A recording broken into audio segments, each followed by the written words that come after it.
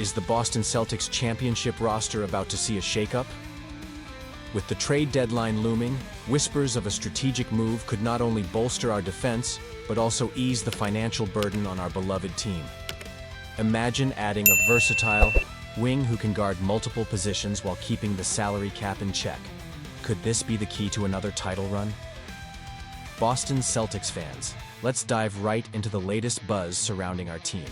As you know, the Celtics have been riding high after clinching the championship last season.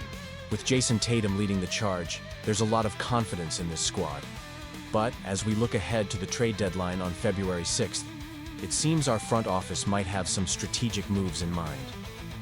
Now, while the roster itself doesn't necessarily need a shakeup, the financial landscape is definitely worth a closer look. As reported by ESPN's Bobby Marks, the Celtics are facing a hefty $65.6 million luxury tax penalty. That's no small change, and it's something that could impact our flexibility moving forward. Here's where it gets interesting. Trading Jaden Springer, a player who hasn't seen much action this season, could alleviate over $15 million of that tax burden. Marks has put forth a trade idea that would send Springer, along with a first-round pick in 2025 and a second-rounder in 2030, to the Portland Trail Blazers in exchange for forward Toumani Camara. Now, Camara isn't just any player. He's averaging 9.6 points per game and ranks in the 85th percentile in steals among wings. That's the kind of defensive prowess we could use, especially as we look to repeat our championship success. What makes this potential trade even more appealing is Camara's financial situation. He has a non-guaranteed salary of just $2.2 million next season, and there's a team option for $2.4 million in 2026-27. With the Celtics projected to spend close to $500 million next season, having a cost-effective player like Camara could provide a much-needed balance to the books. But let's think about the bigger picture here. By trading Springer, we not only gain a versatile wing, but also open up 2 roster spots. This could allow the Celtics to sign a waived player with a pre-existing salary, something we wouldn't be able to do otherwise since we're over the second apron. That's a strategic advantage that could pay dividends as the playoffs approach. Now, I know what you're thinking. Should we really disrupt the chemistry of a championship-winning team? Honestly, I'm torn. On one hand, the current roster has proven they can get the job done. On the other hand, adding a player like Camara who can guard multiple positions while saving money might just be the boost we need to solidify our chances of going back-to-back. As passionate fans, we all want what's best for the team. The Celtics have a unique opportunity to not only improve their roster, but also tighten up their financial situation. This kind of strategic move shows that Brad Stevens and the front office are thinking long-term, and that's crucial for sustaining success. The Boston Celtics have had a roller coaster of a season. After starting the 2024-25 campaign with a stellar 16-3 record, they've hit a bit of a rough patch, going 16-11 since then. Coming off a disappointing 117-96 loss to the Los Angeles Lakers, it felt like we were in for a long night. But, in classic Celtics fashion, we bounced back with a convincing 122-107 victory over the Dallas Mavericks.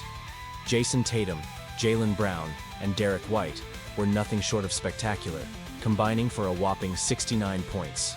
This trio is undoubtedly the backbone of our squad, and their ability to step up in critical moments is what makes us such a formidable team. Now let's talk about some exciting news that has stirred the Celtics fan base. Former Celtics All-Star Isaiah Thomas is making a comeback, and I can't help but feel a mix of nostalgia and hope. He's signed with the Salt Lake City Stars, the G League affiliate of the Utah Jazz, and he's ready to show that he still has what it takes to play at the highest level. For those who might have forgotten, Thomas lit up the G League last season, averaging an eye-popping 32.5 points, 5.3 assists, and 1.3 steals per game. That kind of performance earned him a few minutes in the NBA with the Phoenix Suns. It's thrilling to think that this former Celtic, who once graced the parquet floor with such heart and tenacity, is working his way back to the league. Remember the heights he reached during his time with us? He averaged nearly 29 points per game in his second full season with the Celtics, leading us deep into the playoffs. His iconic 53-point game against the Washington Wizards, where he poured in 29 points in the fourth quarter, is forever etched in Celtics lore. It was a moment of pure basketball magic, and it came on what would have been his late sister's 23rd birthday. That was not just a game, it was a testament to his spirit and determination. But then came the injury that changed everything. The re-aggravation of his femoral acetabular impingement took him off the court for far too long, and we watched as he struggled to find his footing in the league. Now, seeing him take this step back into the G League, it feels like a second chance for both him and us as fans. It's a chance for him to recapture that magic. And who knows, if he performs well, we could see him back in an NBA jersey, possibly even with the Celtics. So, what does this mean for the future? Well, it's a reminder of the resilience that defines not just Thomas, but the entire Celtics franchise. It shows that even when players fall from grace, there's always a path back. For fans like us, it's a story of hope and determination. But I have to ask, do you think this was the best decision for Thomas? Honestly, I'm torn. On one hand, I love the idea of him returning to the NBA, especially with his history in Boston. On the other, I worry about the challenges he might face at 36 years old. As we look ahead, we must also consider how this impacts the current Celtics team. While Tatum and Brown are leading the charge, the addition of a veteran like Thomas could provide invaluable experience and mentorship for our younger players. It's all about depth and having players who understand the Celtics culture. And you, what do you think? I want to hear your opinions down below.